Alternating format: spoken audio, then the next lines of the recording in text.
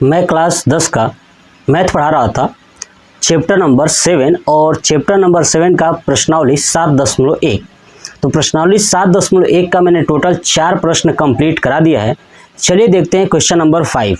Question number 5 कह रहा है कि ये जो आकृति है ना, इसमें 4 मित्र जो हैं बैठे हुए हैं। ठीक है, एक मित्र ए, बी, सी और डी। ठीक है, और इन चारों मित्रों को ना देखकर चंपा और चमेली, 2 लड़की हैं जो बात करती हैं। देखिए क्या कहती हैं, चंपा और चमेली अंदर आती हैं। ठीक है, ये एक रूम है और इस रूम के अंदर आती हैं चंपा और चमेली। ठीक है, और कुछ मिनट तक देखने के बाद चंपा चमेली से, किससे, चंपा जो है कि चमेली से पूछती है कि क्या तुम नहीं सोचती हो कि ए बी सी डी एक वर्ग है। यानी जो ये 4 मित्र हैं ए बी सी डी, ये इस प्रकार बैठे हैं कि ये एक वर्ग बना रहे हो। कौन कह रहा है?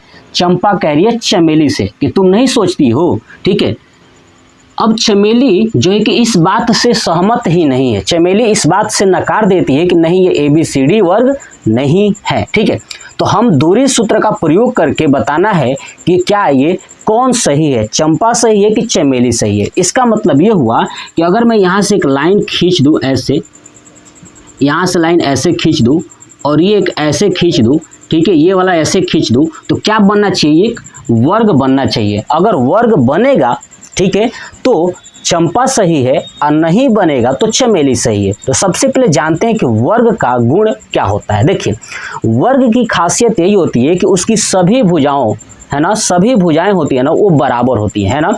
यानी जो ये ए बी है, बी सी है, सी डी है और ए डी है, ये सभी भुजाएं आपस में बराबर होंगी तो क्या हो जाएगा? वर्ग। और दूसरा कंडीशन क्या होना चाहिए कि इनके विकर्ण भी आपस में बराबर होना चाहिए। यानी विकर्ण क्या है? तो ये देखिए बी और डी, ये क्या है? एक विकर्ण है।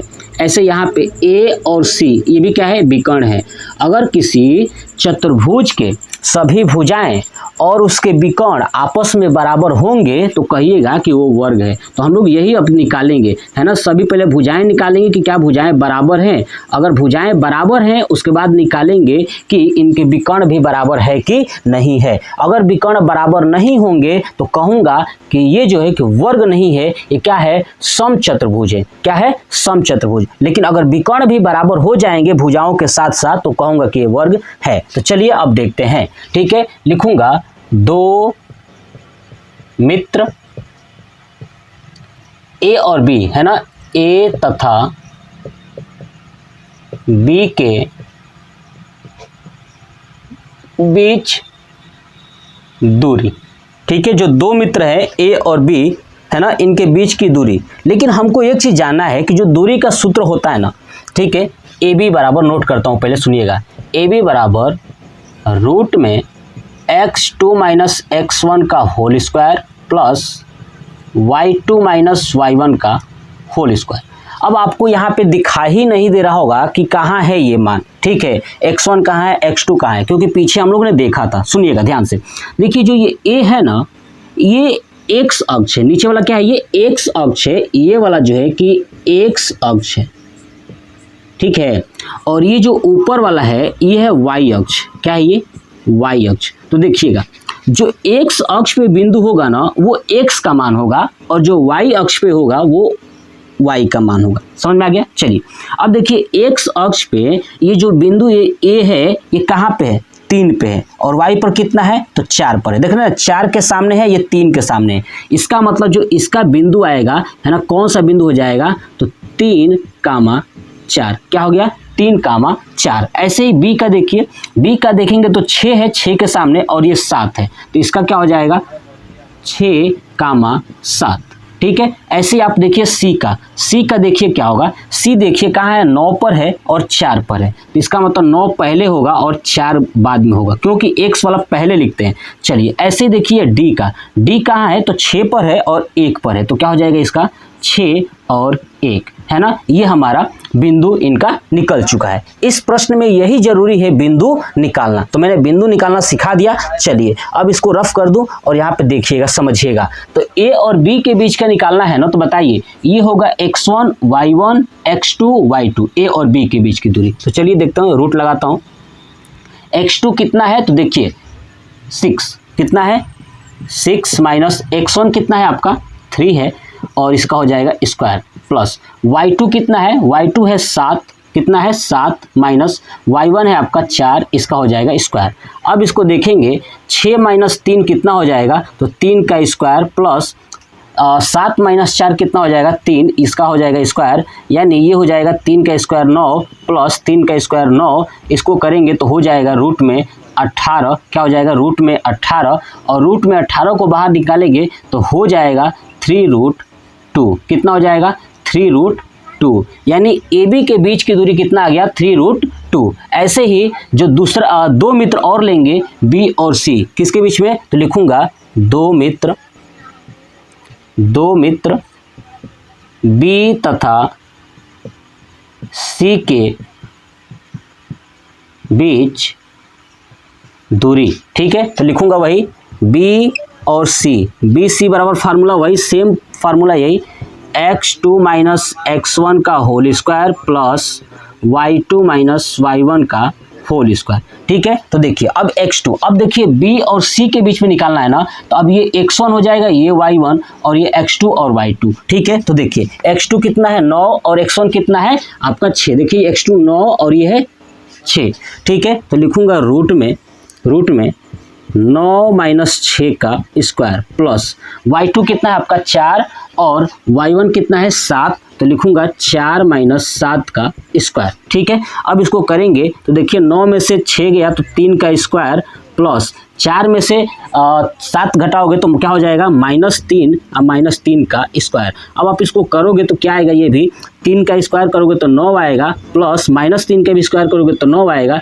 यानी हो जाएगा रूट में 18, और रूट में 18 का मतलब क्या होता है 3√2, कितना आ गया 3√2, यानी ए बी और बी सी के बीच की दूरी कितना आ गया है ना 3√2। यहाँ पर नोट करता हूँ, देखिए ए बी बराबर कितना आया है 3√2 और बी सी बराबर भी कितना आया है 3√2, कितना आ गया है 3√2, ये मैंने नोट कर दिया है ना। अभी तक ने मैंने दो भुजाओं के बीच की दूरी ज्ञात कर लिया है, यानी दो मित्रों के बीच की दूरी ज्ञात हो गया है, ठीक है, और दोनों का मान बराबर है। चलिए अब तीसरा देखते हैं सी और डी के बीच में, उसके बाद देखेंगे डी और ए के बीच में। तो आप इसका स्क्रीनशॉट ले लीजिए। चलिए अब मैं इसे रफ करता हूँ, देखिएगा हो गया, ठीक है, ले लीजिएगा। चलिए अब हम लोग किसका देखेंगे, तो सी और डी के बीच की दूरी देखेंगे। तो लिखूंगा वही चीज सेम, दो मित्र सी व डी के बीच की दूरी है ना, तो क्या हो जाएगा सी डी बराबर रूट में वही चीज x2 माइनस x1 का square plus y2 minus y1 का स्क्वायर, ठीक है। देखिए तो C और D है ना, तो C1 में C वाला देखिए x1 y1, ये x2 y2, x2 कितना है 6 और ये है 9, क्या लिखूंगा रूट में यहाँ पे लिख दिया 6 माइनस 9 का स्क्वायर प्लस y2 कितना है आपका 1 है और y1 कितना है आपका 4 है, तो रखूंगा 1 माइनस 4 का स्क्वायर, क्या हो जाएगा 6 माइनस 9 हो जाएगा -3 का स्क्वायर प्लस 1 माइनस 4 हो जाएगा -3 का स्क्वायर, ठीक है। तो -3 का स्क्वायर का मतलब होता है 9 प्लस -3 का क्या हो जाएगा फिर से 9, यानी 9 हो जाएगा रूट में 18, और रूट में 18 का मतलब क्या हो गया 3√2, यानी सी डी का मान भी कितना आ गया 3√2। ऐसे ही निकालेंगे डी और ए के बीच की दूरी, तो लिखूंगा दो मित्र है ना, दो मित्र डी व ए के बीच की दूरी, किसका डी और ए के बीच की, तो लिखूंगा डी ए बराबर रूट में वही फार्मूला, क्या चीज x2 माइनस x1 का square plus y2 minus y1 का स्क्वायर, ठीक है। तो रूट में अब देखिए x2 कितना है, तो देखिए d और a के बीच में, तो d हो गया ये x1 y1, ये x2 और y2, x2 है 3 और x1 है 6, तो रखूंगा 3 माइनस 6 का स्क्वायर प्लस y2 कितना है, तो आप देखिए y2 कितना है 4, और 4 में से 1 घटा देंगे तो 4 माइनस 1 का स्क्वायर। ठीक है, तो देखिए 3 माइनस 6 का मतलब होता है -3 का स्क्वायर, प्लस 4 माइनस 1 का मतलब होता है 3 का स्क्वायर, 3 का स्क्वायर। देखिए अब इसको करेंगे तो क्या होगा, देखिएगा -3 का स्क्वायर हो जाएगा तो हो जाएगा 9, अब प्लस 3 का स्क्वायर हो जाएगा, ये भी हो जाएगा 9, है ना। अब इसको जोड़ेंगे तो हो जाएगा 18, और इसको बाहर निकालेंगे तो हो जाएगा 3√2।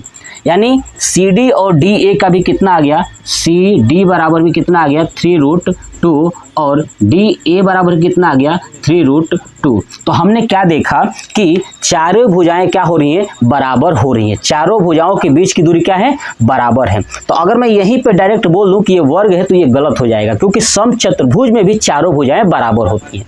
ठीक है, बस अंतर है समचतुर्भुज और वर्ग में यही कि समचतुर्भुज के विकर्ण आपस में बराबर नहीं होते हैं और वर्ग के विकर्ण बराबर होते हैं। तो चलिए अब देखते हैं विकर्ण। विकर्ण क्या है, बी और डी और ए और सी के बीच की दूरी ज्ञात करनी है। नोट कर लीजिए, हो गया। चलिए अब इसे रफ करता हूँ, देखिएगा आप ध्यान से। इसका मान मैंने नोट कर दिया कि क्या क्या आया हुआ है। ठीक है, तो अब लिखूंगा क्या कि दो बिंदु है ना, या दो मित्र बी व डी एक दूसरे के विकर्ण पर है ना। एक दूसरे के क्या है, बी और डी क्या है, बी और डी क्या है, विकर्ण पर है। तो बी व डी के बीच की दूरी है ना, बी व डी के बीच की दूरी, तो वही लिखूंगा बी और डी बराबर रूट में फार्मूला वही same to same x2 minus x1 का square plus y2 minus y1 का स्क्वायर। तो देखिए अब x2 कितना है, इसमें देखिए b पहले है और d, तो b ये है ना, ये x1 y1 x2 y2, x2 कितना है 6 और x1 है आपका 6। ठीक है, तो मैं रखूंगा 6 माइनस 6 का स्क्वायर प्लस y2 कितना है आपका 1 माइनस y1 कितना है 7, इसका हो जाएगा स्क्वायर।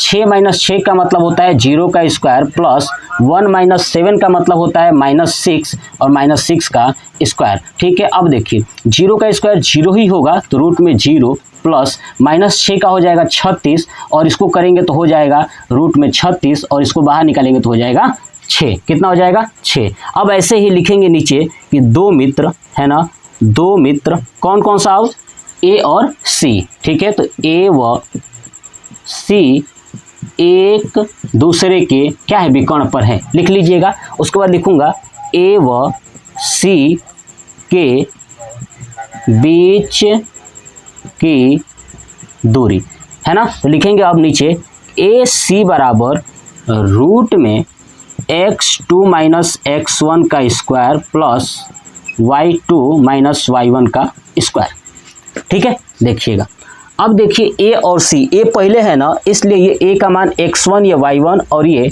x2 y2। x2 कितना है 9 और x1 है 3, तो रखूँगा रूट में 9 माइनस 3 का स्क्वायर प्लस y2 कितना है आपका 4 है और y1 भी कितना है 4 है, तो लिखूँगा 4 माइनस 4 का स्क्वायर। ठीक है, तो देखिए कितना हो जाएगा 9 माइनस 3 यानी 6 का स्क्वायर प्लस 4 माइनस 4 यानी 0 का स्क्वायर। अब इसको करोगे तो 6 का स्क्वायर हो जाएगा 36 और 0 को हो जाएगा 0, तो 36 का हो जाएगा रूट 36 से होगा, 0 ऐड करोगे तो फिर आएगा 6।